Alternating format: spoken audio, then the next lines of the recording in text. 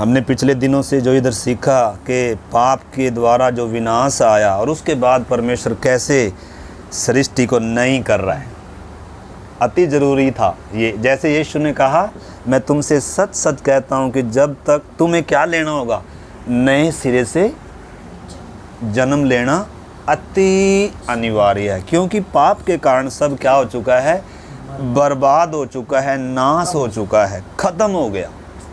परमेश्वर उसमें क्या नहीं कर सकता, उसके साथ क्या नहीं कर सकता, संबंध नहीं रख सकता, मेल मिलाप नहीं कर सकता। इसलिए परमेश्वर क्या करता है, नई सृष्टि को रचता है, नया बनाता है। तो इधर हमने सबसे पहले देखा कि परमेश्वर ने 4 दिन में क्या किया। 4 दिन हम देख चुके हैं। पहले दिन परमेश्वर ने क्या किया, जब बेडौल था, सुनसान था, अंधकार था, पृथ्वी पानी में डूबी हुई है, उस समय पवित्र आत्मा मंडरा रहा है, परमेश्वर का वचन आ रहा है, और क्या आ रहा है, उजियाला हो। यानी कि परमेश्वर बड़े मतलब से क्या कर रहा है, हस्तक्षेप कर रहा है। तो इन बातों को देखो, ये हमारे उद्धार को समझाने, हम बार बार क्यों इन बातों को सीख रहे हैं। उद्धार इतना महान और इतना बड़ा और इतना महत्वपूर्ण है। असली चीज़ को हमने क्या करना है, समझना है, ठीक है ना। तो पिछले दिनों से हमने सीखा है कि सृष्टि सुंदर थी, बहुत ही सुंदर थी, लेकिन पाप के कारण विनाश आया। ऐसे ही जब इंसान को परमेश्वर ने बनाया, ये भी क्या था, बहुत ही सुंदर सृष्टि थी। परमेश्वर इंसान के साथ चलने वाला क्या था, इंसान परमेश्वर के साथ चलता था, लेकिन क्या आ गया बीच में, पाप आया, जिसके कारण विनाश आ गया। जैसे अभी हम देख रहे थे, ये बारिश का प्रोग्राम कब हुआ, शुरू में परमेश्वर ने बारिश का प्रोग्राम नहीं रखा था, क्योंकि इसकी ज़रूरत नहीं थी।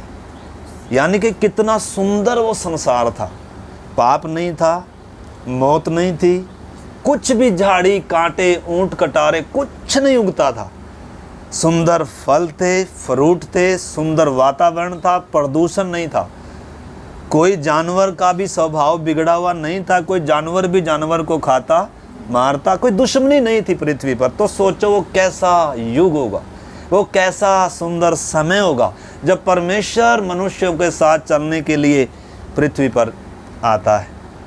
लेकिन सब क्या हो गया, उजाड़ हो गया। इस चीज़ को आपने समझना, पाप कितना भयानक है, कितना खतरनाक है, कितनी बर्बादी को लेकर आया। और इंसान को एहसास भी, हमने देखा कि लूसीफर गिराया गया, उसको एहसास थोड़ा है कि मैंने ओहो ये मेरे से क्या हो गया, पश्चाताप थोड़ा है, उल्टा बिगड़ गया। परमेश्वर के विरोध में ही क्या कर रहा है, आज कार्य कर रहा है। उसी प्रकार इंसान भी, जिसको परमेश्वर ने अपने स्वरूप में, अपनी समानता में बनाया था, वो भी गिरने के कारण क्या हो गया, बिगड़ गया। उल्टा उंगली परमेश्वर पर उठा रहा है, कह रहा तूने स्त्री दिया था, इसने मुझे क्या किया, बिगाड़ दिया। यानी कि मेरा कसूर नहीं है। अब ये कब मानेगा कि मेरा कसूर है, बहुत लंबा समय लगेगा। इतनी आसानी से इंसान अपना गुनाह, अपना पाप क्या नहीं करता है, मानता। उसके लिए परमेश्वर का हस्तक्षेप आपने समझना, कैसे परमेश्वर कार्य करता है। और जब परमेश्वर हस्तक्षेप करेगा तो नया बनाएगा, नया मन, नया हृदय, नया वस्त्र, नया मार्ग, नया जीवन।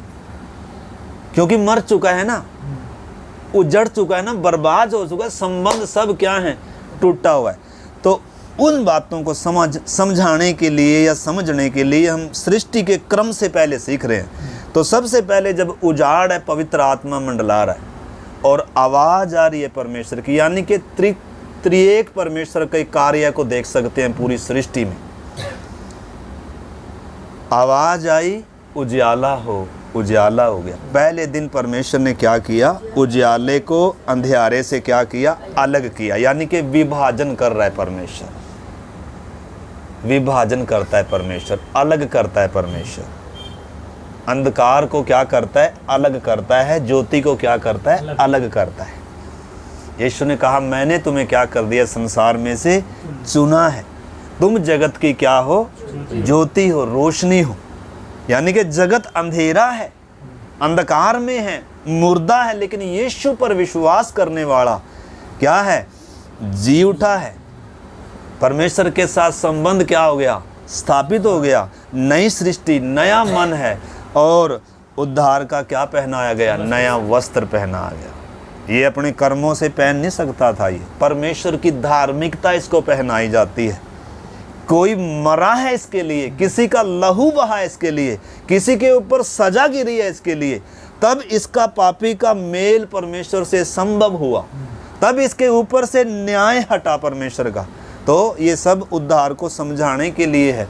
मेन चीज़ क्या सीखनी है हमने, मेरा उद्धार और मेरा उद्धार करता, उस चीज़ को हमने क्या करना है, समझना है। तो दूसरे दिन किस में विभाजन किया परमेश्वर ने, वायु में, वायुमंडल और जल को क्या किया, विभाजन किया। आधा जल ऊपर कर दिया, आधा नीचे कर दिया। अभी भी क्या था, पृथ्वी पानी में ही थी। तीसरे दिन परमेश्वर ने क्या किया, पानी को एक साइड में इकट्ठा किया, उसको समुद्र कहा, और पृथ्वी को सूखी भूमि कहा। और फिर क्या किया परमेश्वर ने, तीसरे दिन पृथ्वी पर से क्या उगाया, हरे हरे वृक्ष, पेड़ पौधे, सब जो देखने में क्या है। आखिर में परमेश्वर जब देख रहे हैं ना, वो क्या कह रहा है, देखा बहुत क्या है, अच्छा है। ठीक है। और चौथे दिन पर परमेश्वर ने क्या बनाया, उसमें हमने देखा था, चौथे दिन परमेश्वर ने लिखा है, फिर परमेश्वर ने 14 वचन से, फिर परमेश्वर ने कहा दिन को रात से अलग करने के लिए आकाश के अंतर में ज्योतियां हों, और वे चिन्हों और नियत समयों और दिनों और वर्षों का कारण हों, और वे ज्योतियां आकाश के अंतर में पृथ्वी पर प्रकाश देने वाली ठहरें, और वैसा ही हो गया। देखो अभी तक जो कुछ परमेश्वर बना रहा है ना, वो सिर्फ बोल रहा है और ऐसा ही हो जा रहा है।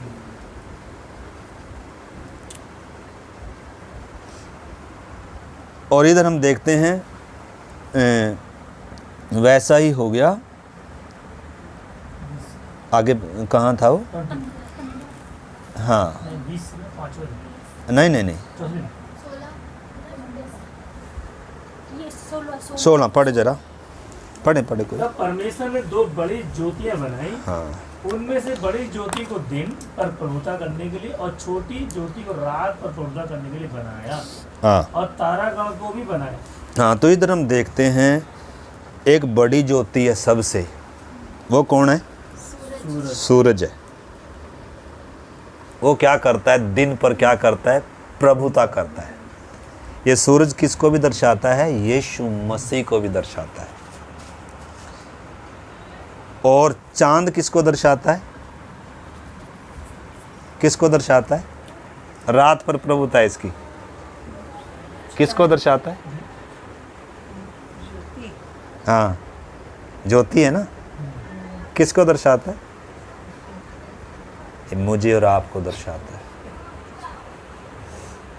कैसे अर्जुन भाई, कैसे, इसके पास अपना प्रकाश नहीं है, चांद के पास अपना प्रकाश, एक ऐसा ग्रह है इस पे अपना प्रकाश नहीं है। सूरज का प्रकाश इसके ऊपर पड़ता है और ये रात पर प्रभुता करता है, उसका प्रकाश आगे देता है, इसका अपना प्रकाश नहीं है। चांद एक ऐसा ग्रह है जो चमकता, जो अब जिसके पास अपना प्रकाश नहीं है, बल्कि सूरज का प्रकाश इसके ऊपर जब पड़ता है और वो फिर रिफ्लेक्शन होता है पृथ्वी पर, पृथ्वी उजाला होता है पृथ्वी पर। ऐसे ही हम भी हैं। परमेश्वर ने इस रात का समय, इस समय क्या है, अंधकार है, रात का समय है, और रात के समय में प्रभु तो बड़ी ज्योति है ही है। जब वो आएगा तो फिर चांद की ज़रूरत नहीं है। चांद की ज़रूरत कब होती है, अरे रात को रात के लिए लिखा दिन जब यीशु आएगा तो फिर हमारे उजाले की जरूरत, उसके सामने तो हमारा उजाला दिखेगा भी नहीं। हाँ, तो सूरज बड़ा उजाला, यीशु मसीह क्या है? वो जगत की ज्योति है जिससे सारी दुनिया प्रकाश पाती है, परंतु वो अपना काम कर कर चला गया। अब रात का समय है, अंधकार का समय। प्रभु ने कहा अब तुम क्या हो? जगत की ज्योति हो। परंतु हमारे पास अपनी खूबी नहीं है, अपना प्रकाश नहीं है कि हम दुनिया को प्रकाशित कर सके। अति ज़रूरी है हमारे ऊपर उस सूरज का प्रकाश क्या होना है? चमकना है, तभी हम उजाला दे सकेंगे। हमारा उस सूरज के साथ क्या होना है? वो संबंध होना है, तभी हम इसमें क्या कर पाएंगे? चमक पाएंगे। मेरे साथ हैं सारे? साथ हैं मेरे सारे? आपके साथ चल रहे हैं। हाँ, मैं मतलब समझाने के साथ। मत्ती 5:13 में ऐसा ही लिखा है, तुम जगत की ज्योति हो और तुम्हारा प्रकाश मनुष्यों के सामने क्या हो? चमके। और इस समय क्या है? अंधकार है। देखो, हमने पहले कई बार हमने पढ़ा है, पहला थिस्सलुनीकियों 5 अध्याय निकाल लें थोड़ा, और उसका 2 से पढ़ें। पहला तिमोथी थिस्सलुनीकियों 5 अध्याय और 2 से पढ़ी जरा। थोड़ा सा इधर रोक कर हम इधर पढ़ रहे हैं, आगे चलेंगे हम। 5वें और 6ठे दिन में आएंगे हम, परमेश्वर क्या बना रहा है।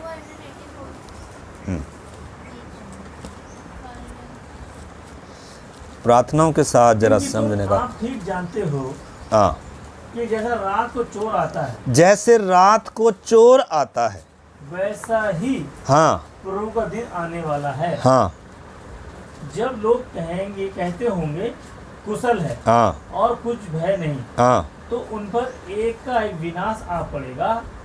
जिस प्रकार गर्भवती पर पीड़ा और वे किसी रीति से न बचेंगे। हाँ पर हे भाइयों, तुम तो अंधकार में नहीं हो कि वह दिन तुम पर चोर के समान आ पड़े। हाँ, यानी कि प्रभु का वचन क्या कह रहा है कि हम अंधकार नहीं है। यानी कि जगत क्या है? अंधकार है। आप खोए गए सारे उसी में। आप समझने का प्रयास कीजिए और फिर बाद में समझ कर लिखिएगा। हम वहाँ जो उत्पत्ति में जो हमने पढ़ा, चौथे दिन परमेश्वर ने जो ज्योतियाँ बनाई, प्रभुता करने के लिए बनाई, आज भी वो प्रभुता कर रही हैं, आज भी वो रोशनी दे रही हैं, आज भी उनके द्वारा जगत रोशन हो रहा है, क्योंकि परमेश्वर ने उनको बनाया है, परमेश्वर ने ज्योति ठहराया है। और वो जब तक धरती है तब तक क्या करेंगी? अपना काम करेंगी। हमें भी क्या किया है? प्रभु ने ज्योति बनाया है। अंधकार में, संसार अंधेरे में है, उनको मालूम नहीं है सच्चाई क्या है, अंधेरे में चल रहे हैं, अंधकार में चल रहे हैं। लेकिन ऐसे अंधकार में परमेश्वर ने हमें, मुझे और आपको क्या बनाया है? ज्योति बनाया। लिखा तुम तो अंधकार नहीं हो। आगे पढ़िए। क्योंकि तुम सब ज्योति की संतान हाँ, और दिन की संतान, दिन की संतान हो जी। हम ना रात के हैं, हम न रात के हैं, ना अंधकार के, न अंधकार के हैं। यानी कि जगत अंधकार का है और रात के हैं। देखो कितना डिफरेंट है। मैंने कहा ना, परमेश्वर ने पहले दिन विभाजन किया, दूसरे दिन विभाजन किया, तीसरे दिन विभाजन किया। यानी कि परमेश्वर हमारे जीवन के हर क्षेत्र में क्या करता है? विभाजन करता है, अलग करता है, उन बातों को अलग करता है जो अंधकार की थी, जो पाप की थी, जो परमेश्वर को पसंद नहीं थी, उन चीजों को अलग कर रहा है। इस चीज को हमने क्या करना होगा? अच्छे से समझना होगा। अलगदाई को जब तक हम नहीं समझेंगे, जैसे हम पिछले दिनों सीखा है कि परमेश्वर ने इजराइल जो गुलामी में पड़ा हुआ था, उनको मिस्र में ही उद्धार नहीं दिया। मिस्र में ही उनको आशीष दे सकता था, फिर उनको खत्म कर दिया। चलो जी, फिर कनान देश किसको ही बना देगा? परमेश्वर बना देगा। मिस्र को बना सकता है कनान देश, बिल्कुल बना सकता है, लेकिन बनाएगा नहीं। ना वहाँ नहीं करूँगा काम। मिस्र को कनान नहीं बनाएगा। कनान अलग है, हाँ, आपको मिस्र छोड़ना ही होगा, पुराना सौ। विभाजन में आना होगा। इस चीज को अच्छे से जब तक हम नहीं समझेंगे, उद्धार को कभी समझ नहीं पाएंगे और परमेश्वर की योजना भी कभी समझ नहीं पाएंगे। तो आगे पढ़िए इसमें थोड़ा सा और, अंधकार के नहीं इसलिए हम दूसरों के समान सोते ना, यानी कि सोते कौन है? सोते कौन है? अंधकार के हैं जो लोग बोलो ना, सोए रहे। यानी कि ज्योति की संतान क्या नहीं करते? सोते नहीं, वो जागते सोते नहीं है। जागते रहो। क्यों? क्योंकि हम ज्योति की संतान हैं। आपको मालूम है इधर जब रात को पहरवे घूमते हैं ना, इधर से वो बोलते हैं जागते रहो, जागते रहो, चौकीदारी हैं। हाँ, हम लोग वही हैं। पहरवे भी हैं, ज्योति भी हैं। सरकार ने इधर वो लगा रखे, इधर पता लगा रखे, हमारे ढालवाड़ा में लगा रखे, जगह जगह ना पोल के ऊपर वो लगा रखी बड़ी बड़ी लाइटें। अच्छा, हाँ, देखने के। और जैसे देखने के लिए नहीं, उसका काम है लोगों को रास्ता दिखाएं, अंधकार हटाएं। हाँ, तो जैसे ही रात होती है उनकी ज़रूरत है, अपने आप नहीं जगती, जलाना पड़ता बटन है उनका, जगाना पड़ता है। हाँ, कुछ अपने आप भी जो सोलर सिस्टम है शायद अपने ऑटोमेटिक। हाँ हाँ, ठीक ठीक, आप सही हैं।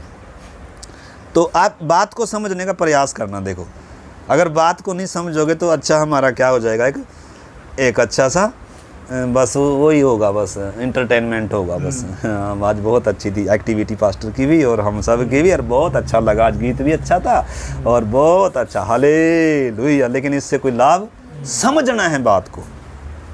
जब तक बात को समझेंगे नहीं, उद्धार को समझेंगे नहीं, परमेश्वर की इच्छा योजना, उसके उद्देश्य क्या है, उसकी असली परमेश्वर की मेरे लिए योजना क्या, जब तक वो नहीं समझेंगे हम मतलब आगे नहीं बढ़ पाएंगे। तो जैसे ही दिन निकलता है, उनका काम है कोई, दिन का काम अपना है। दिन में लाइट जगी दिखती है तो ये बोलते हैं यार ये कहाँ इनका दिमाग खराब है, दिन में लाइट जगा रहे हैं। जला के बंद करना पड़ता है, अगर जल रहा हो तो बंद कर। दिन में आपकी ज़रूरत, मेरी ज़रूरत नहीं। कब तक है? जब तक यीशु आता नहीं है, तब तक मुझे और आपको क्या रखा है? दिन हमें कहा दिन की संतान है, हम ज्योति हैं, हम दिन की संतान, हम रात की नहीं है, रात के नहीं है, अंधकार के नहीं है। यानी कि सारा संसार सोया पड़ा है और मैं और आप पहरुए जागते रहो, इधर उधर टहल रहे हैं, रोशनी दे रहे हैं। जो चलने फिरने वाले हैं इधर उधर सोए हुए को तो जगा रहे हैं, और जो रात को चल फिर रहे हैं उनको प्रकाश दे रहे हैं। इधर से जाओ भाई, इधर गड्ढा है भाई, उधर से रास्ता है भाई। मतलब काम है ज्योति का। अगर ज्योति अगर अपने गुण ना हो ज्योति में, तो वो ज्योति, ये लाइट है, ये लाइट का संबंध किससे है? ट्रांसफार्मर से है। अगर बीच में से संबंध कट जाए तो रोशनी देगी? रोशनी नहीं आएगी इसकी। यानी कि जब उससे संबंध है, तो उससे जब संपर्क है, तो ऑटोमेटिकली ये क्या देगा? रोशनी देगा। तो इस चीज़ को हमने क्या करना होगा? समझना। आगे लिखा है, कहाँ आए हम? लाइट की तरफ देखकर वचन नहीं दिख रहा।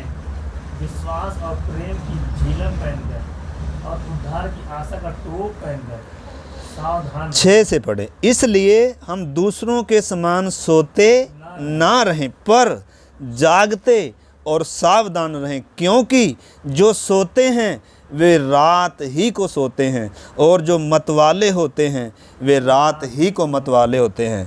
पर हम जो दिन के हैं, विश्वास और प्रेम की झिलम पहनकर और उद्धार की आशा का टोप पहनकर सावधान रहें, क्योंकि प्रभु का दिन आने वाला है। हमारा उजियाला किधर चमकना है? उधर जाकर हमारे उजियाले की ज़रूरत नहीं है। किधर? स्वर्ग में। यीशु जब आएगा तब हमारे उनकी ज़रूरत नहीं है। हमारा प्रकाश दिखेगा भी नहीं। चांद तारों का भी प्रकाश है इनका, लेकिन चांद है मैन ज्योति रात में, जो बड़ी ज्योति है। तो हमने इस चीज़ को समझना है कि परमेश्वर ने हमें भी क्या दी है? प्रभुता दी है। यीशु के आगमन तक हमने भी क्या होना है? रोशनी देना है। जैसे चांद अभी तक रोशनी देता है, सूरज अभी तक रोशनी देता है, ऐसे ही हमने क्या रोशनी देना है? लोगों को सच्चाई का रास्ता दिखाना है। लोग सत्य को जानते, लोग सृष्टि को ईश्वर कर कर मानते हैं, सारी सृष्टि को परमेश्वर कर कर मानते हैं, परंतु मैंने और आपने उनको बताना है कि परमेश्वर कौन है। अगर हम ना बताएंगे तो ना सुनाएंगे तो फिर हम ज्योति संतान नहीं है, ज्योति की संतान नहीं। नहीं। जो ज्योति की संतान होगा, जो ज्योति होगा, वो उसके गुण उसमें दिखेंगे। हाँ, वो पक्का क्या करेगा? लोगों को बताएगा। एक घर में आपको मालूम है यीशु ने कहा तू विश्वास कर और तेरा घराना क्या पाएगा? उद्धार पाए। उसका मतलब क्या है? जब एक विश्वास में आता है, ज्योति बन गया, परमेश्वर से संबंध हो गया, वो प्रार्थना करता है, उधर का अंधकार हटता है और उसके द्वारा परमेश्वर का वो भलाई का काम, वो स्वभाव बाकी लोग भी देखते हैं, धीरे धीरे उनका भी अंधकार हटकर और पूरा परिवार किस में आ सकता है? उद्धार पा सकता है। कब? जब ये ज्योति दे रहा है, जब ये प्रभु का स्वभाव प्रकट करके दे रहा है। परंतु ये कुछ कर ही नहीं रहा तो किसी का भी उद्धार नहीं होगा। आपने समझना, ये तो पक्का है कि मतलब अंधकार में ज्योति का काम करना आसान नहीं है, ठीक है ना। तो और भी बहुत सारे वचन, इफिसियों की पत्री 5 अध्याय में से भी हम एक 8 वचन पढ़ें। इफिसियों 5:8, 5:8, क्योंकि तुम तो पहले अंधकार थे। कब माता जी? जब प्रभु नहीं जानते। कब? जब हम प्रभु को क्या थे? हम खुद भी अंधकार थे। न केवल अंधेरे में थे, न केवल अंधे थे, बल्कि क्या थे? अंधकार थे, हमें ज्योति नहीं थी। लेकिन प्रभु ने हमें ज्योति बनाकर अंधेरे से क्या कर दिया? अलग कर दिया। अलग है, हम विभाजन कर दिया गया। मेल जोल हो ही नहीं सकता। अंधकार का ज्योति से कभी मेल नहीं हो सकता। हो सकता? आप बताओ। कोई मेल नहीं है। उसी प्रकार एक विश्वासी का अविश्वासी के साथ कोई नाता, कोई मेल है ही नहीं है। इसलिए प्रभु ने कहा असमान जुए में ना जुतो। अंधकार भरे व्यक्ति के साथ क्या भी ना करो, संगति ना करो। आपकी संगति परमेश्वर से है। उनके साथ संगति कर रहे हो तो अपना उजाला उनके ऊपर चमकाओ। परमेश्वर का वो स्वभाव या परमेश्वर की वो इच्छा, योजना उनके ऊपर क्या करो? प्रकट करो।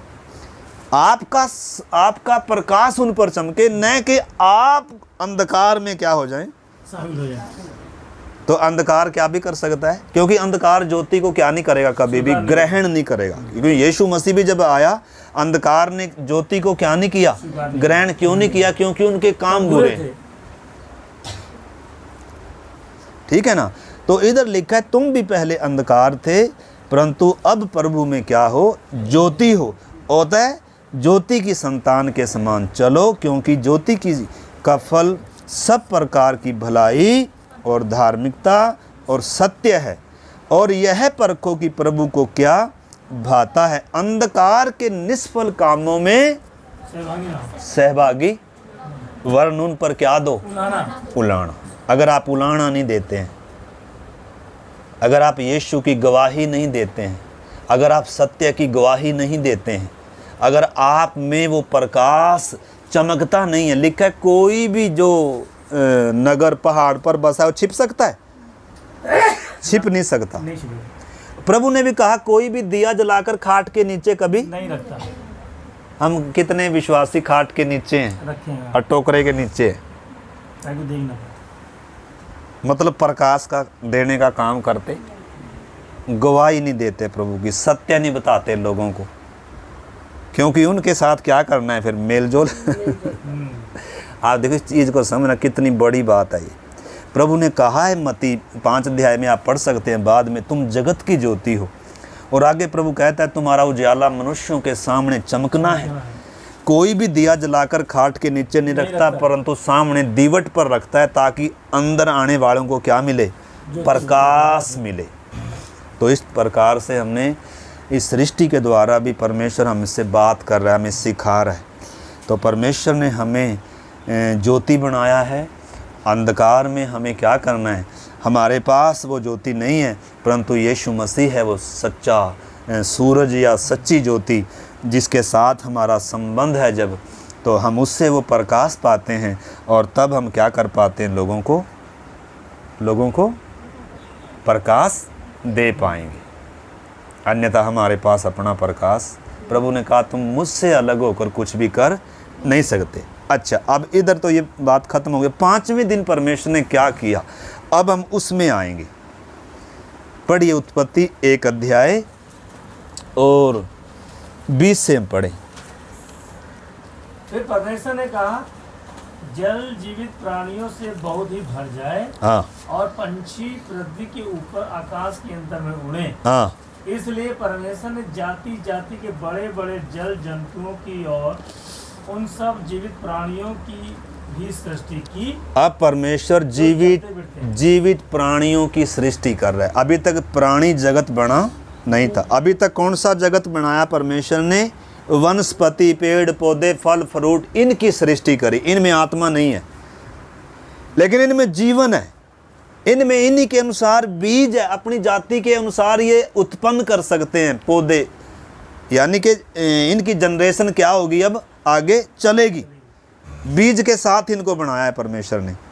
एक एक छोटा पेड़, बड़ा पेड़, फल फ्रूट सब कुछ बनाया है, लेकिन झाड़ियाँ नहीं है, ऊंट कटारे कांटे नहीं है। वो कब आएंगी, वो पाप के कारण आए। ठीक है, तो सुंदर था बहुत कुछ जब परमेश्वर ने बनाया बहुत ही क्या था, सुंदर था। और उसके बाद परमेश्वर ने क्या किया, 5वें दिन क्या कर रहा है परमेश्वर, जीवित प्राणियों की क्या कर रहा है, सृष्टि कर रहा है। यानी कि जल जीवित प्राणियों से बहुत क्या हो गया, भर गया।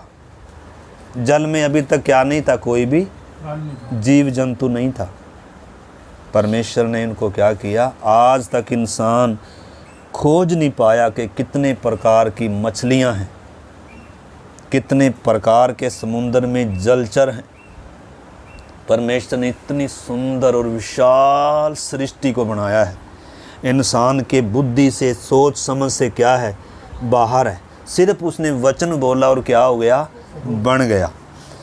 और आगे भी पढ़िए, और पक्षी पृथ्वी के ऊपर आकाश के अंतर में उड़े। यानी कि आकाश को किससे भर दिया, पक्षियों से भर दिया। इसलिए परमेश्वर ने जाति जाति के बड़े बड़े जल जंतुओं की और उन सब जीवित प्राणियों की भी सृष्टि की जो चलते फिरते हैं, जिनसे जल बहुत ही भर गया। और एक एक जाति के उड़ने वाले पक्षियों की सृष्टि की। और परमेश्वर ने देखा कि अच्छा है। यही नहीं रुका, 5वें दिन और भी काम कर रहा है। और परमेश्वर ने यह कहकर उनको आशीष दिया, फूलों फलों और समुद्र के जल में भर जाओ और पक्षी पृथ्वी पर बढ़ें। तथा सांझ हुई, फिर भोर हुआ। इस प्रकार 5वां दिन हो गया। तो 5वें दिन तक ये बनाया परमेश्वर ने। अभी तक इंसान नहीं है। अब 6ठे दिन में आ रहा है परमेश्वर, अब 6ठा दिन आया। अब पढ़ेंगे हम 24 से। फिर परमेश्वर ने कहा पृथ्वी से एक एक जाति के जीवित प्राणी अर्थात घरेलू पशु और रेंगने वाले जंतु और पृथ्वी के वन पशु जाति जाति के अनुसार उत्पन्न हो। हाँ, और वैसा ही हो गया। हाँ, इस प्रकार परमेश्वर ने पृथ्वी की जाति जाति के वन पशुओं को और जाति जाति के घरेलू पशुओं को और जाति जाति की भूमि पर सब रेंगने वाले जंतुओं को बनाया। हाँ, और परमेश्वर देखा कि अच्छा है। हाँ, तो ये भी परमेश्वर कब कर रहा है, 5वें दिन ही, 6ठे दिन।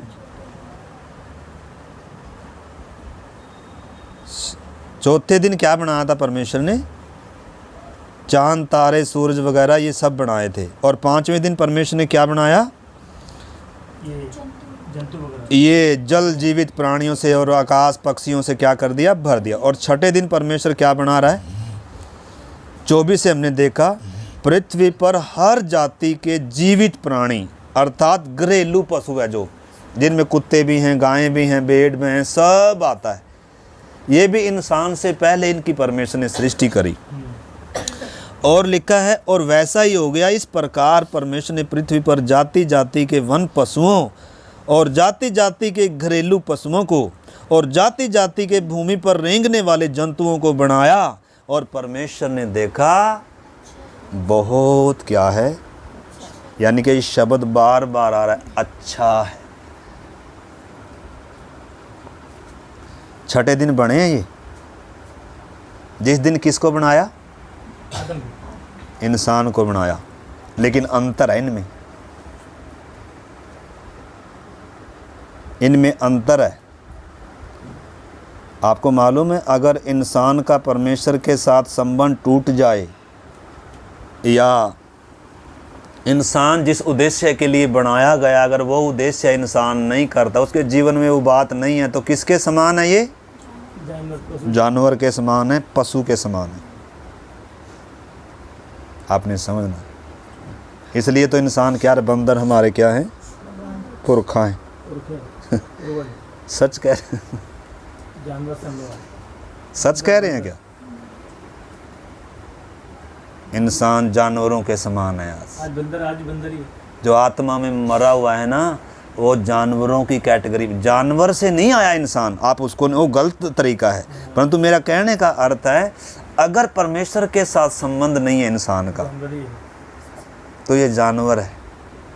इसलिए यशाया कहता है, बैल तो अपने मालिक को, गधा अपने स्वामी की चरनी को पहचानता है, परंतु इंसान अपने मालिक को नहीं पहचानता। पहचानता है क्या? तो किसकी कैटेगरी में है ये सब? माता जी, जो अपने सृजनहार को नहीं पहचानते और जो अपने परमेश्वर के साथ जिनका संबंध नहीं है, किस कैटेगरी में? खाना पीना सोना और कुछ है? किसके लिए जी रहे हैं? शरीर के लिए और अपने प्राण के लिए। आत्मा के लिए कुछ कर रहे हैं ना? आत्मा मरी हुई है।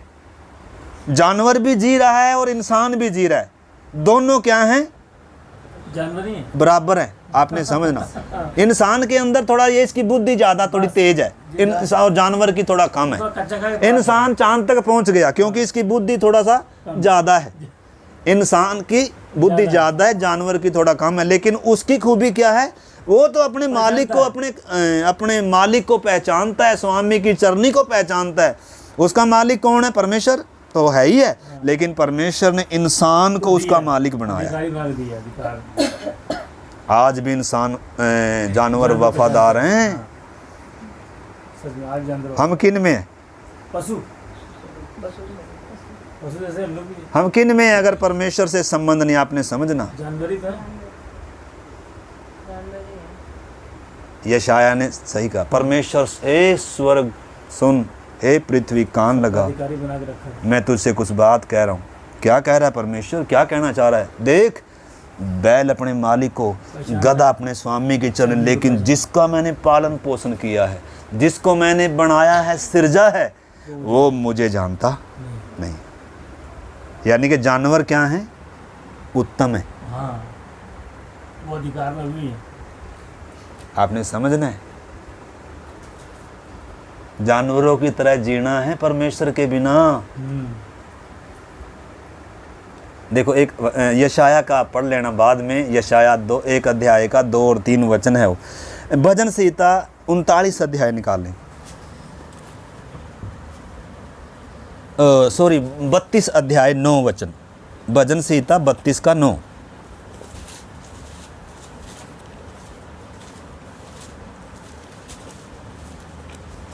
भजन संहिता 32 अध्याय 9 वचन। तुम घोड़े और खच्चर के समान ना बनो, जो समझ नहीं रख। किसकी समझ नहीं रखते? मालिक की तो समझ है, लेकिन किसकी नहीं है? परमेश्वर की उनको कोई समझ, सृष्टिकर्ता की कोई समझ, क्योंकि उनके अंदर आत्मा। इसलिए परमेश्वर क्या कह रहा है? वचन क्या कह रहा है? भाई, तुम जानवरों के समान ना बनो जो समझ नहीं रखते। इंसान आज जानवर के समान बन गया। परमेश्वर से उनका कोई दूर दूर से क्या भी नहीं है, जिनका सरोकार नहीं, आत्मा मरी हुई है, परमेश्वर से संबंध टूटा हुआ है, लेकिन जिए जा रहे हैं। कोई पता नहीं मुझे क्यों बनाया, मैं क्यों बनाया गया हूँ, मैंने क्या करना है, मेरा मालिक कौन है, मैं कहाँ से आया, मैं कहाँ जाऊँगा, कुछ मालूम नहीं है। यानी कि जानवर से बदतर है इंसान, बेहतर नहीं। मेरे साथ हैं सारे, मैं नहीं बोल रहा, ये परमेश्वर का वचन बोल रहा है। उनको इतनी समझ नहीं है, उनको अपने कर्ता को जानते नहीं है, लेकिन खूबी उनकी ये अपने मालिक को पहचानते हैं।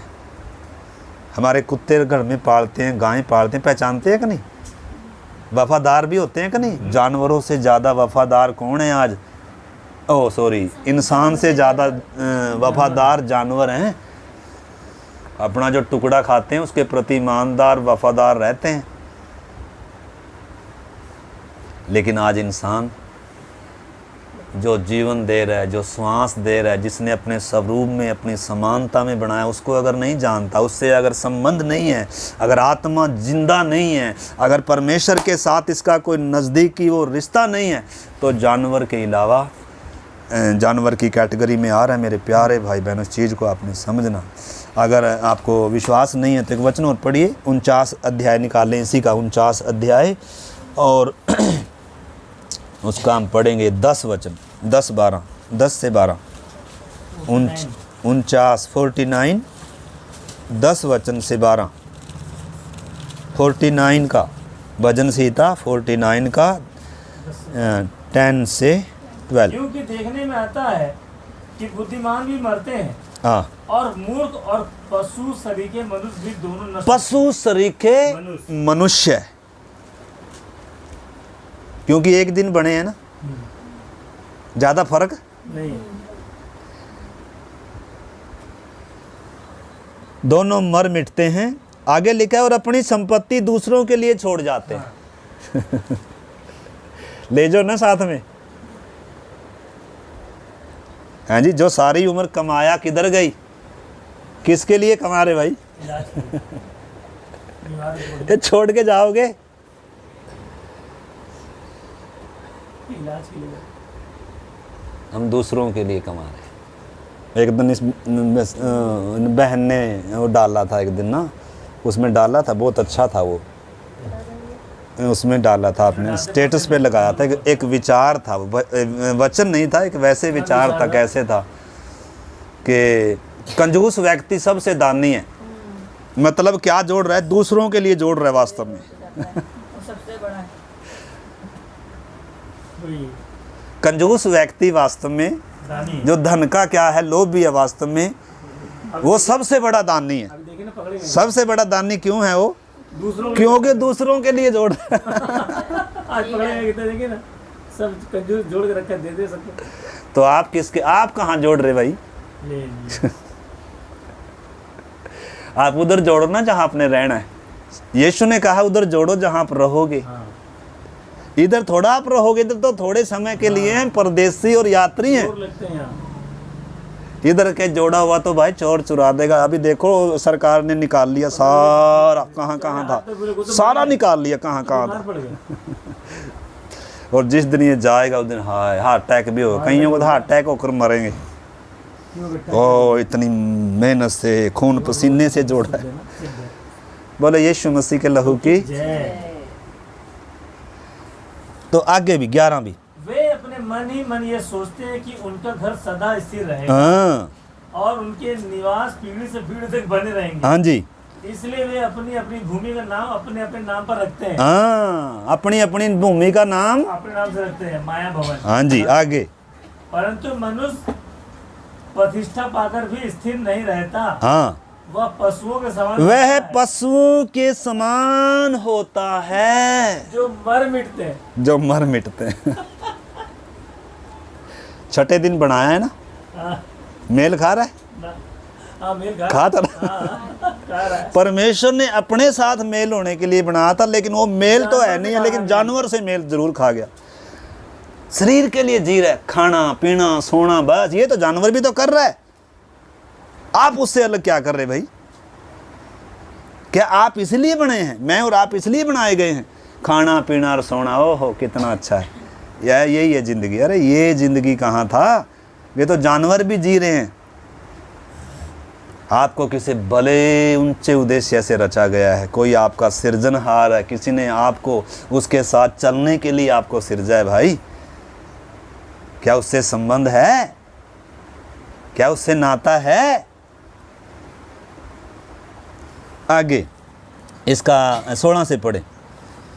जो धनी जब कोई धनी हो जाए और उसके घर का वैभव भी बढ़ जाए तब है न खाना, तब तो बहना खाना। क्योंकि वह मरकर कुछ भी साथ लेकर नहीं जाएगा। आगे न उसका वैभव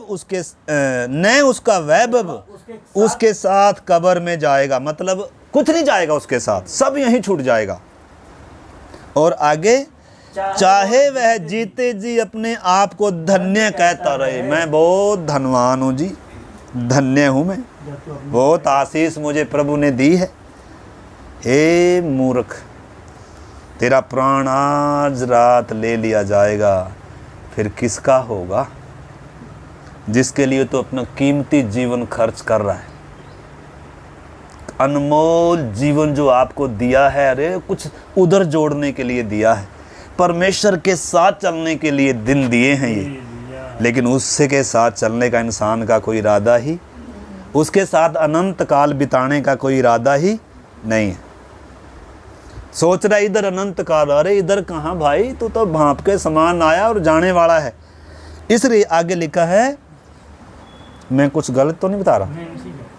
आगे चाहे वह जीते जी अपने आप को 19, तो भी वह अपने पुरखाओं के समाज में मिलाया जाएगा। हाँ जी, यानी कि पुरखा किधर चले गए, अंधेरे में। हाँ, जो कभी उजाला न देखेंगे। मनुष्य चाहे प्रतिष्ठित भी हो, परंतु यदि वे समझ नहीं रखते तो वे पशुओं के समान हैं जो मर मिटते हैं। अब आप और मैं समझ सकते हैं हम किस कैटेगरी में हैं। अगर आपका परमेश्वर के साथ संबंध नहीं है, आप आत्मा में नहीं जीते हैं, आप जिलाए नहीं गए हैं, आप स्वर्गीय अनंत बातों की खोज में नहीं हैं, तो आप किस कैटेगरी में हैं हम समझ सकते हैं। किसी को बताने की ये वचन बता रहा है हम क्या हैं।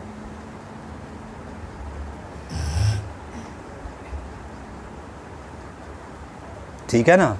तो 17 आयत भी निकालिए थोड़ा सा प्लीज़। 17 अध्याय 17 का 14-15 पढ़ें। हाँ, भजन संहिता 17 का 14-15।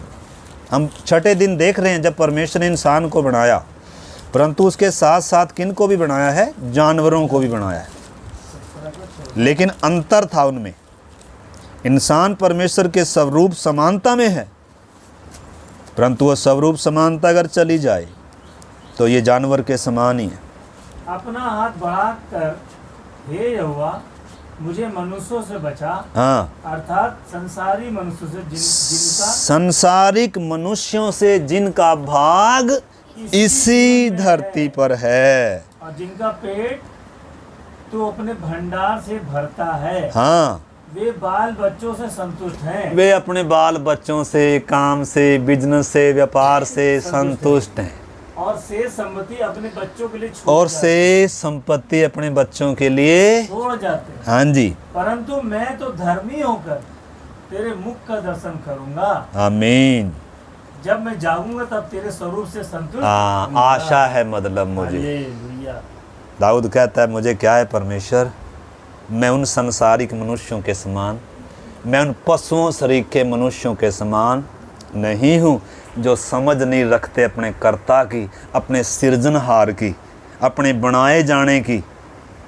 तो देखो कितनी बड़ी बात है, ये है कि नहीं है? लेकिन इंसान आज इन बातों को क्या नहीं करता है, समझता नहीं है। पशु सरीखा इंसान एक दिन मर जाएगा और उसका अनंत काल, पशु तो आपको मालूम है जब उसका प्राण निकल गया उसका जीवन खत्म हो गया, लेकिन इंसान की खूबी क्या है, ये अनंत काल तक जिंदा रहेगा, क्योंकि इसके अंदर आत्मा है और इसका प्राण भी क्या है, कभी नाश नहीं होगा। नाश होने का मतलब है कभी खत्म नहीं होगा। मतलब जो इसके प्राण में भावनाएं हैं, बुद्धि है, ज्ञान है, इच्छा शक्ति है और जो इसकी आत्मा है, अगर ये परमेश्वर के साथ इसका संबंध नहीं है, वो हमेशा के लिए तड़पती रहेगी, दुख में, पीड़ा में और पश्चाताप और शोक रहो हो ये जिंदगी मैंने अनमोल जीवन कैसे खोया, मैंने अपना अनमोल जीवन कैसे खोया है कर कर। इस करके मेरे प्यारे भाई बहनों, हमने इस चीज़ को क्या करना अच्छे से समझना है। आइए उत्पत्ति में आए, एक दो वचन पढ़कर प्रार्थना करें। उत्पत्ति, अब परमेश्वर 26 आयत हम पढ़ते हैं। फिर परमेश्वर ने कहा, हम मनुष्य को अपने स्वरूप के अनुसार अपनी समानता में बनाए। यानी कि पशुओं से अलग है ये। इसमें परमेश्वर क्या कह रहा है? हम मनुष्य को अपने स्वरूप में बनाए। जानवर परमेश्वर के स्वरूप में नहीं है। सिंगल वर्ड आ रहा है उधर, परमेश्वर ने बनाया। इधर हम शब्द आ रहा है। हम का मतलब है पिता, पुत्र, पवित्र आत्मा। हालांकि उसमें भी पवित्र आत्मा का रोल है, उसमें भी वचन का रोल है, उसमें भी परमेश्वर की आवाज़ आ रही है, परमेश्वर बना रहा है। परंतु हम शब्द मनुष्य के जब बनाने की बारी आई तब आ रहा है, अपने स्वरूप में, अपनी समानता में बनाए और वे समुंदर की मछलियों, आकाश के पक्षियों और घरेलू पशुओं और सारी पृथ्वी पर और सब रेंगने वाले जंतुओं पर जो पृथ्वी पर रेंगते हैं अधिकार रखे। अधिकारी है, सबके ऊपर अधिकारी है। लेकिन दुख की बात है, आज इंसान सबका क्या है? सबके ऊपर अधिकारी वो दूसरा, सबका गुलाम है। पाप का गुलाम, मौत का गुलाम, शैतान का गुलाम, सृष्टि का गुलाम। जानवरों की भी क्या कर रहा है? गुलामी के बाद देखो, जानवरों को अधिकारी बनाया था कि इंसान को बनाया था? इंसान परमेश्वर के स्वरूप में है। इंसान परमेश्वर की समानता में है। इंसान वो अधिकार रखता है, ये परमेश्वर के स्वरूप समानता में सिरजा गया है। आगे थोड़ा सा और पढ़ लीजिए। तब परमेश्वर ने मनुष्य को अपने स्वरूप के अनुसार उत्पन्न किया। अपने ही स्वरूप के अनुसार परमेश्वर ने उसको उत्पन्न किया, नर और नारी कर कर उसने मनुष्यों की सृष्टि की। और परमेश्वर ने उनको आशीष दी और उनसे कहा, फूलो, फलो और पृथ्वी में भर जाओ और उसको अपने वश में कर लो। वश में कर लो। राजा के समान क्या करो? पृथ्वी पर राज्य करो। मौत नहीं है, पाप नहीं है, शैतान का गुलाम नहीं है। परंतु आपको मालूम है, इतनी सुंदर सृष्टि है इंसान की, अधिकारी है, परमेश्वर इसके साथ चलता है। ये बिगड़ कैसे गया? ये मर कैसे गया? ये बेडौल कैसे हो गया? ये सुनसान कैसे हो गया? वो हम आगे देखेंगे। और फिर कैसे परमेश्वर इसको नई सृष्टि बना रहा है, फिर से इसको जिला रहा है। उसके लिए परमेश्वर को कितनी पीड़ाएं उठी हैं। सिय्योन को कितनी गर्भ, जैसे स्त्री को, जैसे जच्चा किसी पीड़ाएं उठती है, लिखा है सिय्योन को क्या उठी? जच्चा किसी क्या उठी? पीड़ाएं उठी। जैसे आदम को गहरी नींद में डालना पड़ा, उसकी पसली निकालकर उसकी संति उसमें क्या भर दिया? मांस भर दिया। और नर और नारी कर कर मनुष्यों की क्या करी? सृष्टि। ऐसे ही वो एक छाया थी कलीसिया की, वो एक छाया थी कि परमेश्वर ने इंसान को भी क्या किया है? पुतला बनाकर अपने जीवन का श्वास उसके अंदर क्या किया है? फूंका है। इंसान की कीमत बहुत ऊंची है मेरे प्यारे भाई बहनों। इंसान जानवर के तुल्य नहीं है, लेकिन आज इंसान पढ़ लिख कर मूर्ख बन गया। परमेश्वर की महिमा को भी किस में बदल दिया? जानवरों की समानता में। परमेश्वर को भी क्या बोल रहा है? परमेश्वर भी किसके समान है? मेरे समान है। मैं किसके समान हूँ? जानवर के समान हूँ। मेरा बाप कौन है? बंदर है। हम भी तो ऐसे बोलते थे, ऐसे बोलते नहीं थे माता भैया? हम तो ऐसे बोलते थे। बुद्धि आंखें सब किसने ऐसे सील करके रखी हुई थी यार, सब अपनी करा रहा था भक्ति हमसे, और हम सोच रहे थे हम ही भगत जी हैं और हम ही सच्चे हैं, हमने तो बहुत भक्ति कर ली, हम तो स्वर्ग जाएंगे। लेकिन जब प्रभु ने आँख खोली, पता चला ओ तेरा भला हो जाए, मैं कितना बड़ा गुनहगार हूँ, मैं कितना बड़ा अपराधी हूँ। मेरे पाप के बदले यीशु क्रूस पर क्या हुआ है? मरना पड़ा उसे। तो मेरे प्यारे भाई बहनों, आगे हम सीखेंगे। तो इधर हम समझ सकते हैं। अभी हम प्रार्थना का समय हो गया, हम प्रार्थना करते हैं। इधर 2 आयत और पढ़कर फिर प्रार्थना करते हैं।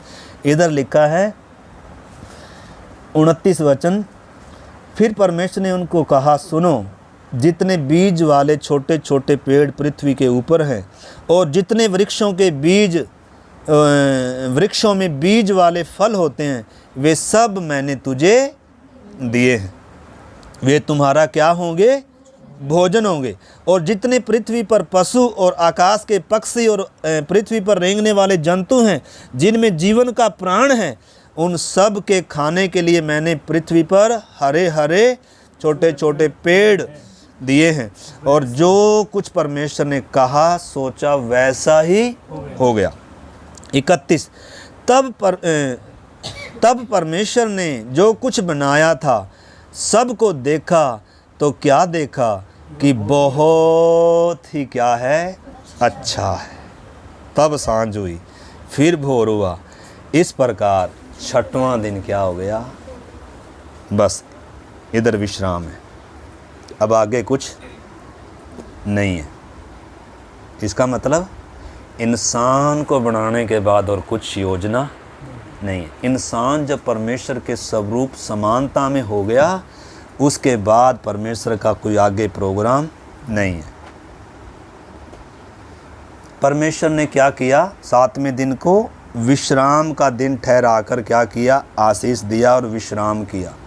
तो उसमें हम अगले, प्रभु की मर्ज़ी है तो अगली बार जब हम आएंगे उसमें हम फिर आएंगे, बाद में वो बाद में सीखेंगे। तो इधर 2 का 1 में लिखा है, यूँ आकाश और पृथ्वी का और उसकी सारी सेना का बनाना क्या हो गया? समाप्त हो गया। ठीक है ना? तो थोड़ी देर के लिए विचार करें मेरे प्यारे भाई बहनों, इंसान की सृष्टि कितनी क्या है? कीमती है, उत्तम है, सर्वश्रेष्ठ है। कब? कब है? जब इसका परमेश्वर के साथ संबंध है। अगर संबंध टूट गया तो ये किसके समान है? ये पशु समान है, पशु समान है इंसान। धन्यवाद देते हैं उस महान परमेश्वर का कि हम भी पशुओं के समान थे मेरे प्यारे भाई बहनों। हम भी पशुओं की क्या करते थे? उपासना करते थे, और परमेश्वर को भी पशुओं के समान ही समझते थे हम। लेकिन उसने हमारी आँख खोल ली, उसका उजाला चमका, उसने हमारी समझ की पट्टी खोल दी और हमें एहसास कराया कि वास्तव में परमेश्वर है कौन है और मैं कौन हूँ, मेरी कीमत कितनी ऊंची है। आइए उस महान परमेश्वर का हम धन्यवाद करें, धन्यवाद करें और प्रार्थना करें, और उस परमेश्वर के साथ अपने संबंध को सही करें। परमेश्वर विभाजन करता है। तुम पहले अंधकार थे परंतु प्रभु में ज्योति हो। अगर आप प्रभु में नहीं हैं तो आप आज भी अंधकार हैं। अगर आज आप मसीह में नहीं हैं तो आज आप वही उजाड़ और पुरानी सृष्टि हैं, नई सृष्टि नहीं है। मसीह इसलिए आया, मसीह इसलिए मरा ताकि हम जिलाए जाएं, हम नई सृष्टि बनाए जाएं, और बीच की दीवार गिराई जाए और हमारा परमेश्वर के साथ वो नज़दीकी संबंध बन जाए, और फिर से हम अपने बनाए जाने के उस मकसद को पहचान कर परमेश्वर के साथ चलने लगें। फिर से हम अधिकारी बनकर चलने लगें। प्रभु ने कहा, मैंने तुम्हें सांपों बिच्छुओं को रौंदने का और शत्रु की सारी सामर्थ पर अधिकार दिया है, तुम्हें किसी वस्तु से हानि ना होगी। तुम्हारा मूल्य बहुत ऊंचा है, तुम बहुत गौरैयों से बढ़कर हो। अगर परमेश्वर घास की मैदान को जो आज है और कल भाड़ में झोंक दी जाएगी ऐसा वस्त्र पहनाता है, तो तुम्हें उनसे बढ़कर क्यों ना पहनाएगा। आइए उस महान परमेश्वर को हम धन्यवाद करते हुए अपना जीवन उसको अर्पण करें। मेरे प्यारे भाई बहनों, आइए अपने जीवन का असली मकसद पहचानें और परमेश्वर के साथ अपना संबंध सही करें और उसके पीछे चलें।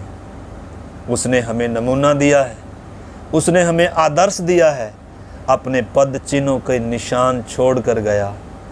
आइए हम उसके पद चिन्हों पर चलने के लिए बुलाए गए लोग हैं।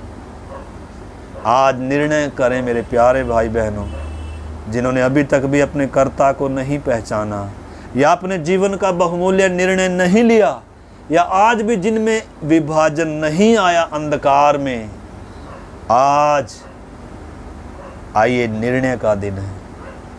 प्रभु ने कहा अपने दास को, जा उनकी आंखें खोल ताकि वे अंधकार से ज्योति में आएं, शैतान के राज्य से परमेश्वर के राज्य में आएं, ताकि पापों की क्षमा मिल सके। आइए आज अपने जीवन को पहचान कर हम विनती करें प्रभु से। विनती ही नहीं करें, आज एक निर्णय लेकर इधर से उठें। पहले आप अंधकार में चलने वाले थे, अंधकार थे, पशु सरीखे थे, इंसान थे, अपने शरीर के लिए जीते थे, अपनी आत्मा के लिए कुछ नहीं था, क्योंकि आत्मा मरी हुई थी। आइए हम प्रार्थना करें। अगर आपको समझ में आया ये वचन, आप भी छोटी प्रार्थना कर सकते हैं। प्रभु, इस बहुमूल्य वचन को मैं भूलने ना पाऊं। प्रभु, मैं भूलने ना पाऊं। मैं रात की संतान नहीं, मैं दिन की संतान हूं प्रभु। मैं अंधकार नहीं, मैं ज्योति हूं प्रभु। तूने मुझे बड़े मतलब से सिरजा है प्रभु। तूने मुझे उद्धार देने के लिए कितनी बड़ी कीमत चुकाई है प्रभु। फिर से उस रिश्ते को जोड़ने के लिए, नई सृष्टि बनाने के लिए प्रभु कितना बड़ा कीमत दाम चुकाया गया है प्रभु। आइए हम इन बातों का एहसास करते हुए प्रभु के सामने अपने जीवन को अर्पण करें।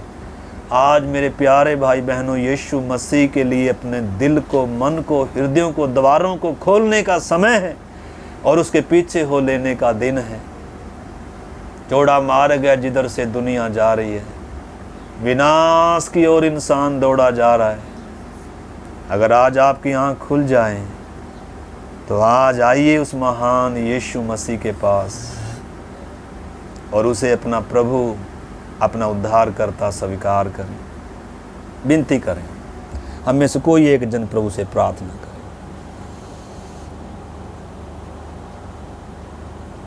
धन्यवाद। हालेलुया। प्यारे पिता परमेश्वर, आपके सुंदर दिन में धन्यवाद, वचन धन्यवाद प्रभु जी।